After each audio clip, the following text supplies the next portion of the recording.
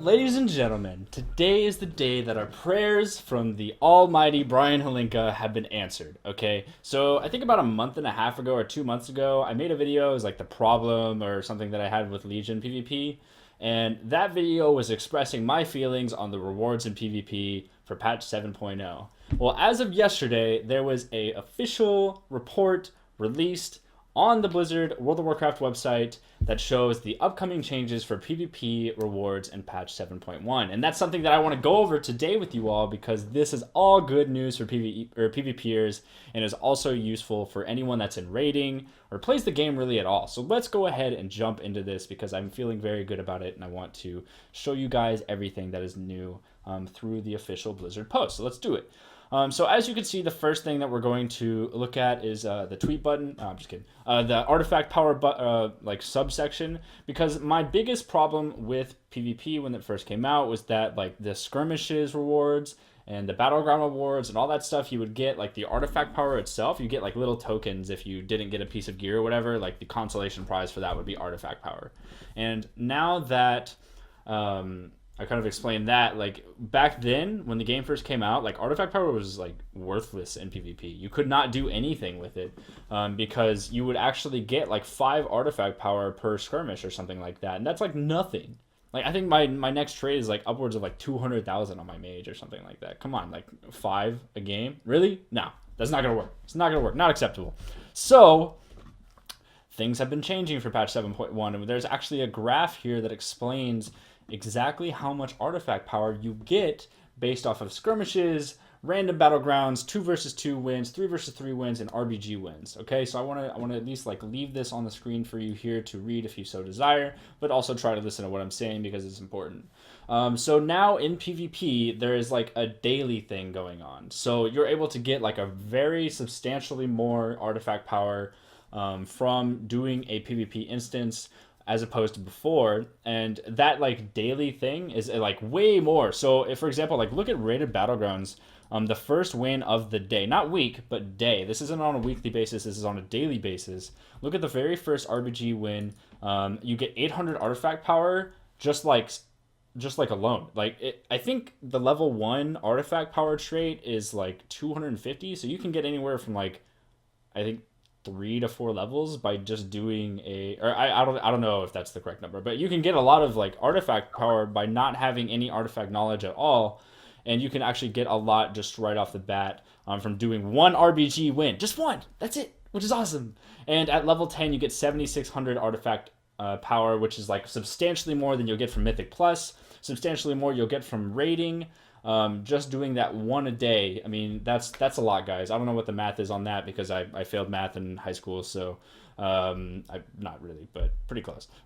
So I'm not sure what the math is on that, but on a weekly basis, you can really benefit from that no matter what kind of player you are, so be sure to be getting that done. If you look at 3v3 wins, you get from the first one of the day, you get 1700 artifact power at artifact knowledge level 10. From a 2 versus 2, you get 1150. So if you do all of this, like it's totally worth it, and I think that I think you can get anywhere from, I think it's like 15,000 or so artifact power at artifact knowledge 10 just by doing your PvP stuff a day. So this is awesome. I'm really so happy to see this because this will not only motivate new players to play the game and like the PvP area of the game, but also like it rewards people who play PvP strictly. And I think that this is just like an awesome thing that's coming in patch 7.1 so that you can progress your character from a PvP standpoint. And that brings me to my next point, because character progression is so important to me as a gamer, that like in any game, I want to always be progressing no matter what I'm doing.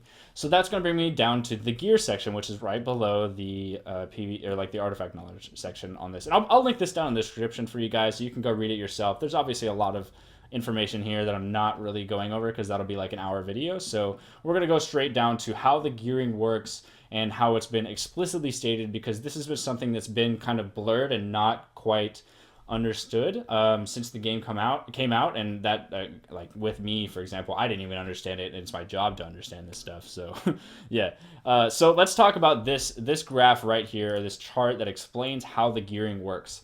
So every single week in Arena or Rated Battlegrounds, just like the rated side of PvP, every single week you can get this box, all right? And this box You can get 3 of them per week, so 2 versus 2, 3 versus 3 arena, and also rated battlegrounds, 1 per week. And based off of your previous arena rating, the highest arena rating or the highest RBG rating you get for that previous week, your gear on Tuesday is going to scale at that point. So it's kind of similar to the Mythic Plus chest, if anyone's familiar with that, which I'm sure you guys are. This is going to work based off of your rating. So for example, if you're 2400 rating and up in 3 versus 3, you're going to get an 880 item level piece, which is like mythic level rating equivalent, just for getting 2400 in arena, which is so cool because you can use that in PvP and PvE. So that, and also I think this gear can also Titan Forge and Warforge. So I mean, that's pretty crazy, right? You can get an 895 piece from just being 2400 in 3s, no problem at all. But if you're just starting out in arena and you're kind of a noob, that's totally fine. You can still get epic geared. You can get that 840 base item level for PvP and just work your way up. So like, for example, you can get heroic level gear, like heroic raid level gear, by just being 1800, which is relatively easy for a lot of people out there that have been playing the game for a long time. So like, as you can see here, you can get your item level, like really relevant gear within the space. You can get that by just doing PvP, and that's going to be online in 5 days, or I guess 4 days for you as you're watching this video. And that's going to be out on the 25th, which is patch 7.1. But I do want to touch on before I go is the appearance, because again, that's been a little bit hazy, especially since there was some bugs when the season came out that allowed for like the elite gear and the regular gladiator gear to be acquired for transmog reasons. And the problem with that is that when the season first came out, like everybody was getting elite gear, and that was like not intended. So just to clarify like how it works, you get elite gear whenever you are starting at 2K, which is interesting because I think that elite gear in patch 7.0 was intended to release or like be available to players that were only 2200 and above. So now I think it's only 2000. So as you can see, above 2000 rating, these quests will reward a piece of gear with their current season's elite appearance. So you can have regular gladiator gear or you can have elite gladiator gear, and they're usually just like a recolor of the same set. And you can get that now by being 2000 rated. So every Tuesday, you're going to get a piece of gear that is not only 870 item level, but also the elite appearance, which is super valuable. So be sure to get that done because the gear will never come back ever again. So do it. But regardless, guys, I wanted to bring this info to you because this is something that I've had a lot of problems like understanding how it works, the system, and I want to relay that information to you all because I think that if you know this going into the season, you can be a lot more calculated and motivated with what you're going to do and how you're going to progress your character. So that's pretty much all I got for you guys today. I will leave this linked in the description for you all to go check out.